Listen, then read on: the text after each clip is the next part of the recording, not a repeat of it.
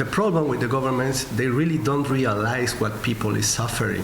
I mean, they're very far from these situations. Quebec foreign workers previously employed through a private recruitment agency are speaking out against what they call systemic abuse, facilitated by immigration rules that they say left them without legal status. Alongside the Immigrant Worker Centre in Montreal, they're calling for the abolition of closed work permits and tighter rules to regulate recruitment agencies. Workers allege that Quebec-based company Iris leased workers with closed permits to other companies, a practice that is illegal. The agency also owes several workers nearly $100,000 in unpaid wages, currently being settled before Quebec's Labour Standards Board known as the CNEST. All of the workers who spoke Friday used pseudonyms for fear of reprisal. And the fact that your employer would tell you, for example, I'm moving from one place to another, so I can't pay you now. How does moving affect the payment of wages?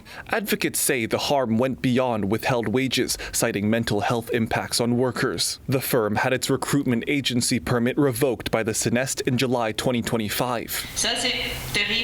It was terrible, psychologically speaking, because you're at the mercy of someone who you're beginning to understand is very suspicious.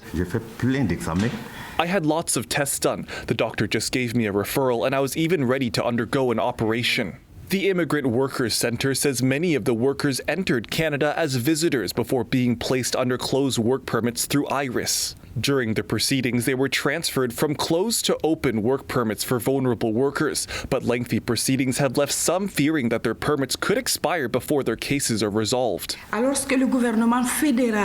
the federal and provincial governments are tightening immigration restrictions and adopting complex and inhumane policies, we can all see this morning that these migrant workers are facing increasingly serious abuses and unsustainable realities. The centre is now asking the federal government to grant them temporary residence permits, allowing workers to stay in Canada for the rest of the proceedings. They say 11 former Iris workers have applied. When you see the rules of immigration or you see the labor standards, it seems clear, but they don't realize that those rules, those regulations, in practice, they don't work like that. Advocates are also calling for the abolition of closed work permits and a federal program to regularize undocumented workers. City News contacted Immigration, Refugees and Citizenship Canada, but did not receive a response before deadline. It's a structural problem, and then we tried to show the government that it's necessary the abolition of the root of this structural problem, which is the closed work permit.